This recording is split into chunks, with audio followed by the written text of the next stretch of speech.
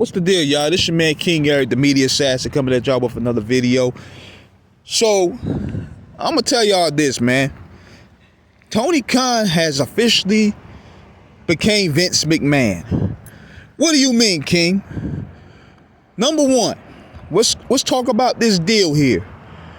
And this is why I believe that a lot of people were against AEW getting this TV deal. When you're rewarded with mediocrity, you're going to continue to give mediocrity.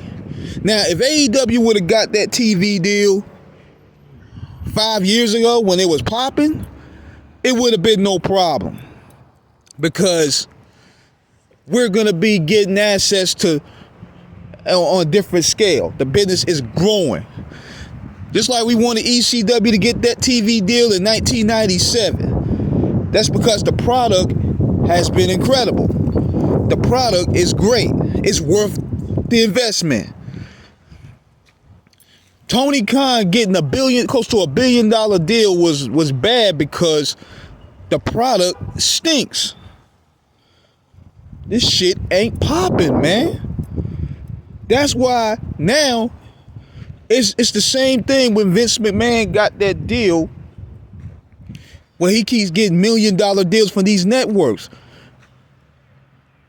Him and Tony Khan are overselling a mediocre product to these companies, and they're getting a shit ton of money for it. So what happens is this: they get their money and they're set on their ways.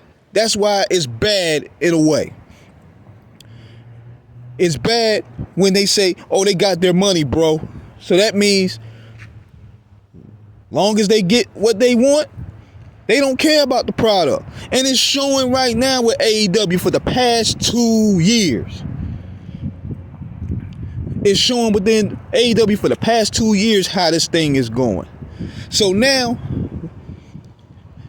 he's not booking, number two, how he's channeling Vince McMahon. He's not booking to grow an audience. He's not trying to reach different demographics. He's set on his one demographic, and that's himself. He's booking a lot of this shit for himself. And on top of that, when you have yes men like Vince McMahon did, like Dave Meltzer, telling you, oh, your product is drawing more than Nitro. Your product is drawing more than the Attitude Era. That's a crock of shit, bro.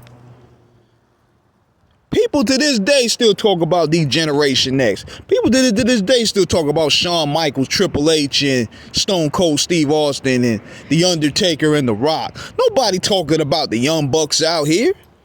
Nobody talking about Kenny Omega out here.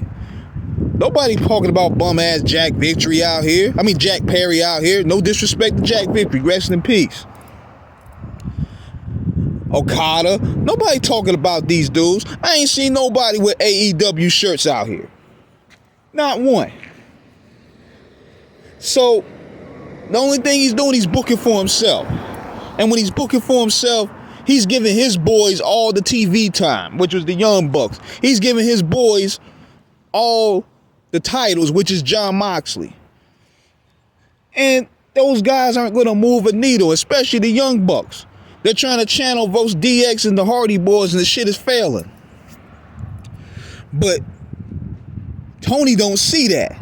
He feels, oh, I could just throw money on the problem. Then on top of that, number three, how he's channeling Vince McMahon is the whole Penta situation, where I think he's trying to keep the Lucha Bros starving. He got Ricky Stark starving, and he got the Lucha Brothers starving.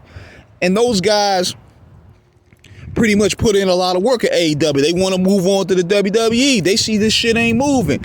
Tony Khan added injury time to their contracts. So therefore, they're stuck on AEW, and they're not going to do anything. So in Tony's mind, he's doing what Vince do. He'd rather keep these people on the shelf than go anywhere else. That's what's going on. Like, you channeling your inner Vince McMahon. You're not channeling the good traits that he brought to the business table. You channeling his worst traits. You're channeling the egotistical traits. You're channeling the cliquish traits. You're channeling the arrogant traits. You challenge the naiveness of it. That's why I say when people talk about AEW getting this TV deal, you're getting the TV deal for a mediocre product. So therefore, you're going to continue to give out mediocrity. Because they're losing ratings. Like, how the fuck you lose to NXT? You had your chance to grab the hood. Cody Rhodes tried to show you the way. Cody Rhodes and CM Punk tried to show you the way on how to grab an audience. You ain't want to listen. You stuck on your own little world. You treat this like you treat wrestlers like a box of like a toy chest box. You're really stuck in your own world. You're not trying to grow your company, because see, Cody Rhodes and CM Punk, they wrestle in front of millions. They've been at WrestleMania, so they're like, yo, we need to go ahead and try to grow. We're not settled with just doing bullshit. 7,000 gates. We want to do WrestleMania gates. So what we talking about? You got a TV deal with TNT? Let's get bigger markets. Let's get advertising. Let's get business. And that's what CM Punk was talking about. These guys are stuck in their own ways. And you could tell the show even looks different. The audience attendance is going low. The energy is low over there at AEW right now. Then they doing pay-per-views every 2 weeks now. Like, they trying to do it like the WWE, but you can't do it.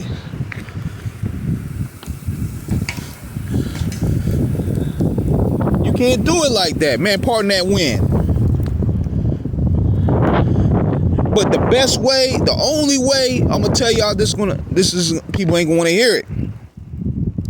They gonna have to let Tony Khan go. Not go as in being the financier or being the businessman, but handling the bookings and handling the storyline. Because this motherfucker can't write a story for shit.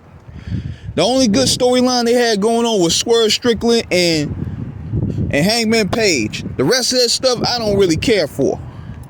That's probably one of the best rivalries, if not one of the best rivalry of the company. Bryan Danielson, he ain't going to be around much no more. So what do you have now? Now you got Ospreay and Ricochet, but you done shot that load and doing that match. That's supposed to be your mega match. And see, another thing too, Khan loves to shoot his load pause too early. You have Ospreay and Ricochet. He didn't want to even take the time to build up their rivalry on why we should care about them. He just want to stick them out there for the sickos. They done already had that match, so now what they're going to do? What are they going to do now? That's a wasted opportunity right there. We ain't get no highlight reel. We ain't get no vignettes. We ain't get no face-offs about the rivalry that people want to care for.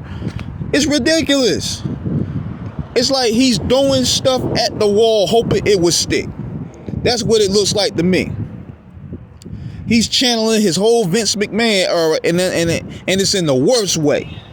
And therefore, people not even enjoying it. When you have your number one Mark Stan fan, JDNY, I think that's his name, calling this shit out, you got a problem. This dude do AEW commentary. He do WWE commentary. He's an entertaining guy. He wear AEW shit every day when he do his work. And he calling your shit out. So you know you got a problem.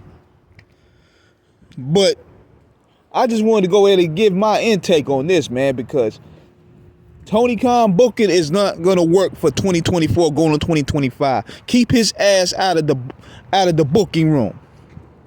Because nothing he's doing is sticking at all. The attendance is low. The ratings is low. And yet you sitting there telling us that everything is all right. You're going to sit there and tell us that this shit is drawing more than the Attitude Era? Man, get the fuck out of here. So let me know what you guys think. Subscribe, hit the like button. Peace.